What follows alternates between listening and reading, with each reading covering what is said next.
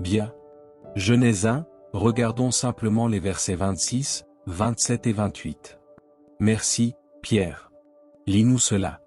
Et Dieu dit, faisons l'homme à notre image, selon notre ressemblance, et qu'il domine. Écoutez. Dieu dit, faisons l'homme, et qu'il domine. D'accord? Sur les poissons de la mer, sur les oiseaux du ciel, sur le bétail, sur toute la terre, oui, sur toute la terre. Ainsi, l'homme a été créé pour dominer sur toute la terre. Continue. Et sur tout ce qui rampe sur la terre. Genèse 1 verset 26 à 28 dit que Dieu créa l'homme à son image et selon sa ressemblance. Et Dieu leur donna domination sur tous les poissons de la mer, les oiseaux du ciel, les animaux des champs, tout ce qui rampe, et sur toute la terre. Et Dieu les établit sur les œuvres de ses mains. Sur les œuvres de ses mains. Dieu a envoyé l'homme comme un dirigeant. Comme un dirigeant. Qu'est-ce qu'un dirigeant? Un roi. Adam était un roi. D'accord, lisons le psaume 8. Merci, Pierre. Ô Éternel, notre Seigneur, que ton nom est excellent sur toute la terre. Pensez à cela, excellent. Toi qui as placé ta gloire au-dessus des cieux. De la bouche des enfants et de ceux qui sont à la mamelle, tu as fondé ta force à cause de tes adversaires, afin de réduire au silence l'ennemi et le vengeur. Quand je contemple tes cieux, l'ouvrage. D'accord. Quand je contemple tes cieux, tous les cieux de Dieu. Oui. L'ouvrage de tes doigts. D'accord. L'œuvre de tes mains ou l'œuvre de tes doigts. N'est-ce pas? La lune et les étoiles que tu as établies. Qu'est-ce que l'homme pour que tu te souviennes de lui? Il dit, si je regarde à tout cela, qu'est-ce que l'homme? D'accord. Pour que tu te souviennes de lui, et le Fils de l'homme pour que tu prennes garde à lui? D'accord. Lis la version amplifiée, s'il te plaît. Pourtant, tu l'as fait de peu inférieur à Dieu. D'accord. Tu l'as fait un peu inférieur à Dieu. D'accord. Et tu l'as couronné? Tu l'as couronné de gloire et d'honneur. Oui. Tu l'as établi pour dominer. Voilà encore ce mot. Tu l'as établi pour dominer sur les œuvres de tes mains. Sur les œuvres de tes mains. Et nous venons de voir au verset 3 du psaume 8 que les œuvres de ses mains sont les cieux, la lune et les étoiles. Ici, dans Genèse, il est question de domination sur les poissons, les oiseaux, les animaux, toute la terre et les œuvres de ses mains. Un dirigeant et un roi. Psaume 8, qu'est-ce que l'homme? Tu l'as fait de peu inférieur à Dieu lui-même. Tu l'as couronné. Un roi est quelqu'un qui porte une couronne. Tu lui as donné domination sur les œuvres de tes mains, les cieux, la lune et les étoiles. Mes amis, nous nous dirigeons vers un endroit où, ce soir, nous allons mettre certaines choses sous nos pieds. Des choses comme le cancer, le diabète, les maux de tête, les douleurs d'oreilles, les douleurs dorsales, les problèmes cardiaques, les affections de la peau, les troubles rénaux, les problèmes de foie, la pauvreté. Amen. Allons à Hébreux 2 versets 6 à 9. Mais quelqu'un a rendu ce témoignage quelque part. D'accord. Voici l'auteur de l'épître aux Hébreux qui dit, quelqu'un, quelque part, a rendu ce témoignage et a dit. N'est-ce pas? Qu'est-ce que l'homme pour que tu te souviennes de lui? Vous voyez? Il fait référence au psaume 8. D'accord, continue. Tu l'as couronné de gloire et d'honneur, et tu l'as établi sur les œuvres de tes mains. Tu as mis toutes choses sous ses pieds. Écoutez. Toutes choses sont soumises. D'accord? Car, en lui soumettant toutes choses, il n'a rien laissé qui ne lui soit soumis. Il n'y a rien qui ne soit censé lui être soumis. Allez, Église, rien. Il n'y a rien qui ne soit censé être sous la domination de l'homme. Il n'y a rien qui ne soit censé vous être soumis. Rien. N'est-ce pas? Oui. Cependant, nous ne voyons pas encore maintenant que toute chose lui soit soumise. Regardez-moi. Il dit, cependant, nous ne le voyons pas encore. Allez, regardez autour de vous et dites, c'est vrai. Nous ne le voyons pas encore. Je veux dire, nous ne voyons même pas encore les poissons de la mer obéir à l'homme. Imaginez simplement que vous vous teniez sur le rivage et que vous disiez, je veux 3 cabillots de cette taille. Je veux 2 aloses de cette taille. Et les voilà qui arrivent en sautant juste à côté de vous sur le rivage. D'accord. Nous ne voyons pas encore quelqu'un se tenir dans les buissons et dire, 2 coups d'eau avec des cornes de cette longueur, 4 tours de cette largeur. Venez simplement ici. Venez vous coucher là. N'est-ce pas? Merci. Nous ne le voyons pas encore. Et qu'en est-il de la Lune? Qu'en est-il des planètes? D'accord. Mais nous voyons Jésus. Mais nous voyons Jésus. Nous ne le voyons pas encore. Nous ne le voyons pas encore. Nous ne le voyons pas encore. Mais nous voyons Jésus. Pour ceux qui étaient ici ces 6 dernières semaines lorsque nous avons parlé de regarder à Jésus, nous voyons Jésus qui, pour un peu de temps, a été fait inférieur aux anges afin de souffrir la mort. Car s'il voulait conduire beaucoup de fils à la gloire, il devait les amener à la perfection en passant par la mort. D'accord. Mais nous voyons Jésus. S'il voulait conduire beaucoup de fils à la gloire, il voulait ramener l'humanité, l'homme. Il voulait ramener l'homme à la gloire. C'est exact. Et la gloire, dans ce contexte, est la couronne, parce que le psaume 8 dit, « Tu l'as couronné de gloire ». La domination appartient à un roi. Le roi est celui qui est couronné. La couronne est la gloire. C'est cela qui lui donne que tout soit soumis à son autorité. Et il n'y a rien qui ne soit censé être sous votre domination. Ainsi, nous ne voyons pas encore que l'homme soit dans cette autorité. Mais nous voyons Jésus, qui a souffert sur la croix, encore une fois, souffert sur la croix. Souvenez-vous de la souffrance de la croix.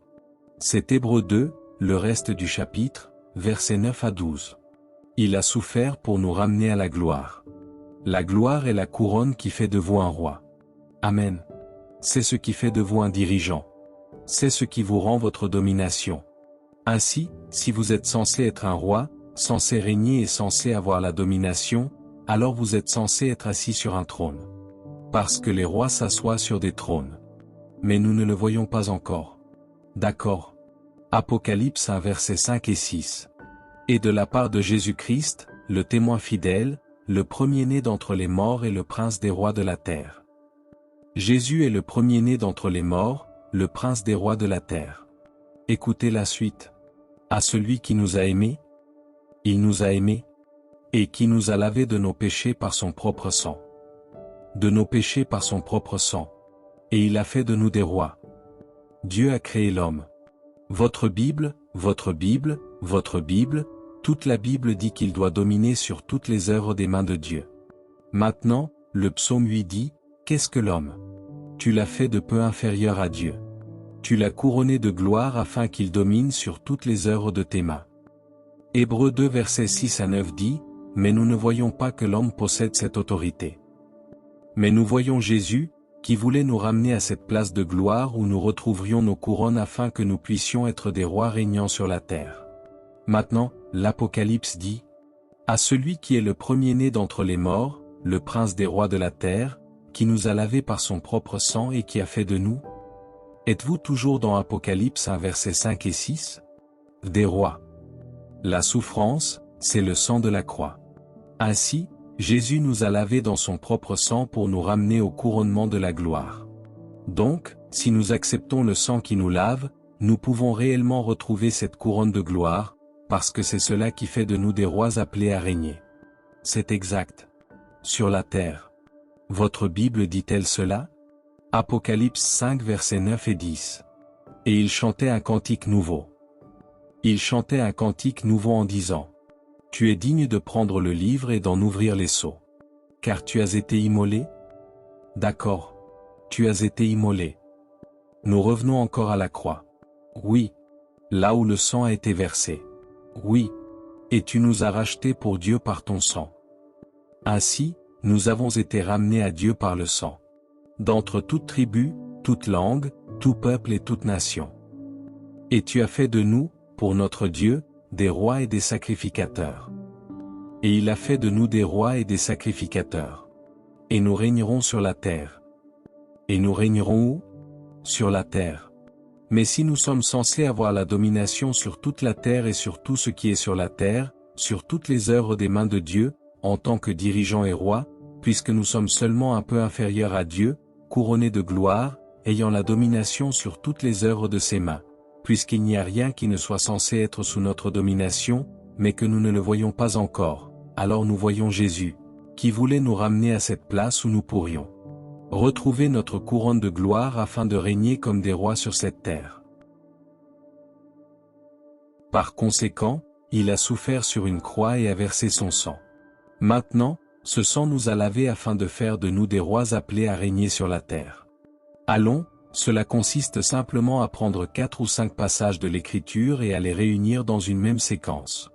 Ils disent tous la même chose, la domination, l'autorité royale en tant que roi, grâce au sang de Jésus versé sur la croix afin de faire de vous le roi que vous êtes censé être, pour régner sur tout ce qui existe sur cette terre. Apocalypse 4. Après cela, je regardai, et voici, une porte était ouverte. D'accord, écoutez. Dans l'Apocalypse, qu'a-t-il vu? Une porte ouverte. Où?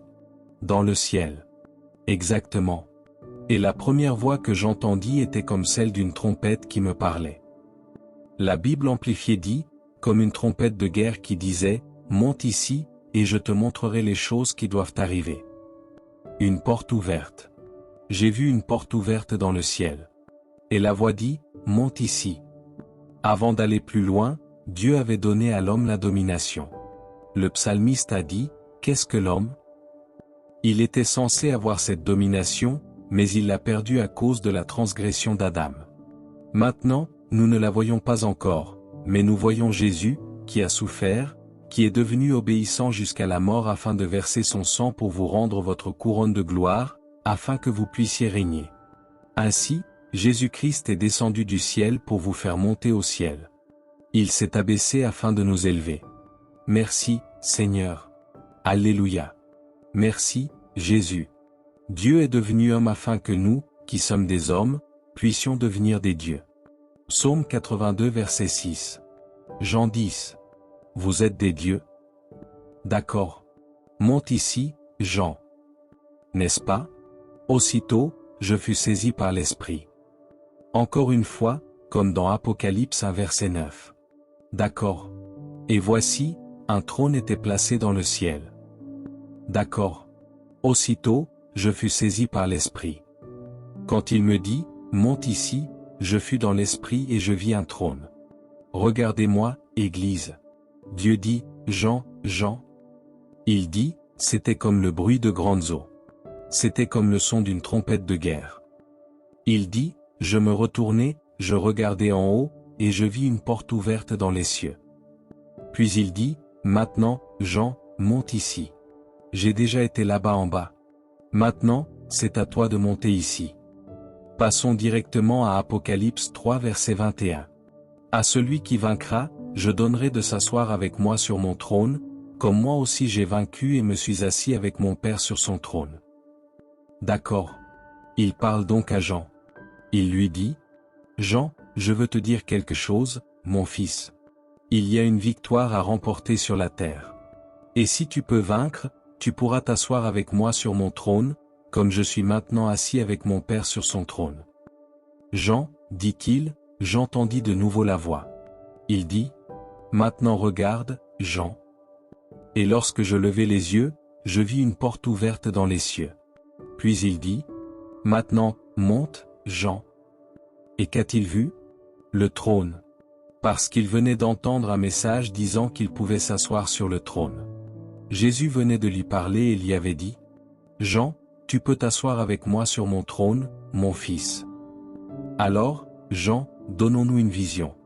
Il leva les yeux et vit une porte ouverte. Qu'a-t-il vu? Un trône. Alléluia. Alors, que signifie le trône? Jean, tu es censé être un roi, mon fils. Tu es censé régner. Jacques, tu es censé régner. Martha, tu es censé être couronné. Pierre, tu es censé gouverner. Jacques, tu es censé être assis sur le trône. Jean 10 verset 1 à 9. En vérité, je vous le dis, celui qui n'entre pas par la porte dans la bergerie, mais qui y monte par ailleurs, est un voleur et un brigand. Mais celui qui entre par la porte est le berger des brebis. Le portier lui ouvre, les brebis entendent sa voix, il appelle par leur nom les brebis qui lui appartiennent et il les conduit dehors.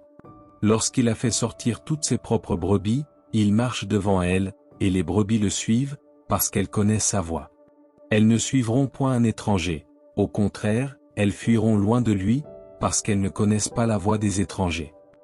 Jésus leur dit cette parabole. Que leur a-t-il dit? Une parabole. Or, je vous ai expliqué il y a un mois que les paraboles étaient destinées aux personnes qui ne croyaient pas en lui. Ainsi, lorsqu'il ne parlait pas en parabole, c'était pour les croyants. D'accord. Continuons. Ainsi, la suite n'est pas une parabole. Mais ils ne comprirent pas de quoi il leur parlait. Vous voyez, ils ne comprenaient pas parce que c'était une parabole. Elle n'était pas censée être comprise. Alors Jésus leur dit de nouveau, « en vérité, je vous le dis, je suis la porte des brebis. » D'accord, maintenant ce n'est plus une parabole. Maintenant je vous parle directement. Ce que je viens de vous dire était une parabole. C'était quelque chose que je vous disais, mais que vous ne pouviez pas comprendre parce que c'était une parabole. Mais maintenant, je vais vous parler clairement. Je suis la porte. Alléluia. Alléluia. Maintenant, je vais vous parler directement. Moi, Jésus, je suis la porte. N'est-ce pas? N'est-ce pas? Tous ceux qui sont venus avant moi sont des voleurs et des brigands, mais les brebis ne les ont pas écoutés. Je suis la porte. Une deuxième fois. Je suis la porte. Si quelqu'un entre par moi, il sera sauvé, il entrera et sortira, et trouvera des pâturages. Le voleur ne vient que pour dérober, égorger et détruire. Moi, je suis venu afin que les brebis aient la vie, et qu'elle l'ait en abondance. Je suis le bon berger. Le bon berger donne sa vie pour ses brebis. D'accord. Le bon berger, qui est la porte, donne sa vie. Maintenant, à 6 reprises, il dit que ce berger, qui est la porte, donnera sa vie. Où a-t-il donné sa vie? Sur la croix. Que s'est-il passé lorsqu'il a donné sa vie? Le sang a été versé. Pour ceux qui n'étaient pas présents lorsque nous en avons parlé, dans les temps bibliques, et encore aujourd'hui en Orient, si ceci représente l'enclos des brebis, il était constitué de nombreuses branches que le berger rassemblait le soir pour former une sorte de petit enclos pour les brebis, un parc où elles pouvaient entrer. Puis toutes les petites brebis se trouvaient à l'intérieur. D'accord. Des brebis, des chèvres, peu importe. Ensuite, le berger faisait entrer les brebis. Puis le berger allait s'allonger là. N'est-ce pas? Il s'allongeait à l'entrée même de l'enclos. C'est ce qu'il veut dire lorsqu'il dit « Je donne ma vie ». Ainsi, si quelqu'un voulait atteindre les brebis, il devait passer par-dessus lui. Alors Jésus dit « Je donnerai ma vie comme la porte ». Alléluia. Je suis en réalité le berger, mais je donnerai ma vie comme la porte. Ainsi, ils me tueront pour ouvrir la porte. C'est pourquoi Zacharie 13, Matthieu 26, Ésaïe 53 et Ésaïe 42 parlent du berger qui doit être frappé afin que les brebis soient dispersées. Souvenez-vous de la nuit où Jésus fut livré. Il dit, « Cette nuit même, vous m'abandonnerez tous et vous vous enfuirez. » Et Pierre répondit, « Non, non, non, moi je ne le ferai pas. » Mais Jésus lui dit, « Pierre, cette nuit même tu me renieras. Vous allez tous vous enfuir. » Lorsqu'il revint d'entre les morts, ils étaient tous cachés derrière des portes fermées. Les brebis avaient été dispersées. Mais ensuite, Ésaïe 53 versets 7 et 8 montre qu'elles sont revenues. D'accord. Ainsi, lorsqu'il fut immolé comme la porte, c'est à ce moment-là que la porte fut ouverte. La croix, la mort de Jésus, est l'endroit où il est devenu la porte. Ainsi, je vis une porte ouverte dans le ciel, et la voix dit, « Maintenant, monte ici à travers la porte. » Et ensuite, je vis un trône. Jean 14 verset 6. Merci, Pierre. Jésus lui dit, « Je suis le chemin, la vérité et la vie. Je suis le chemin.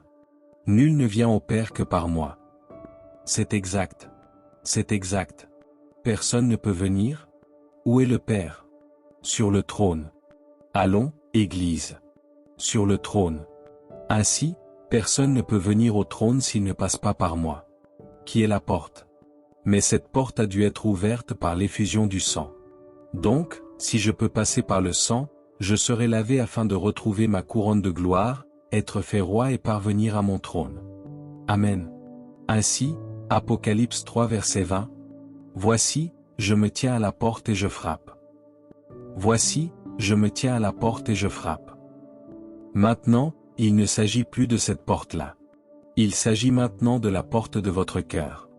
Voici, je me tiens à la porte et je frappe. Si quelqu'un entend ma voix et ouvre la porte. D'accord. Si quelqu'un entend ma voix. Maintenant, gardez cela à l'esprit et repensez à Jean 10. Nous n'avons pas lu la suite. Nous nous sommes arrêtés au verset 11.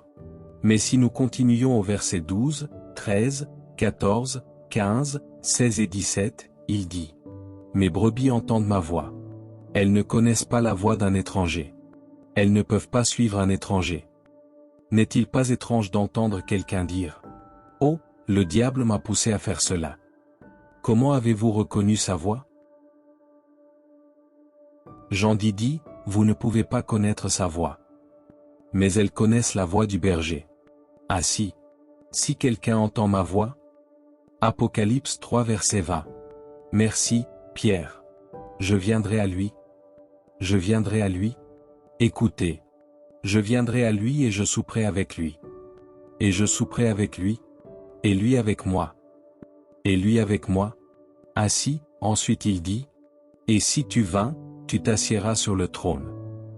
Donc, pour s'asseoir sur le trône, deux portes sont impliquées. Si vous n'ouvrez pas votre porte, vous ne verrez pas la porte ouverte.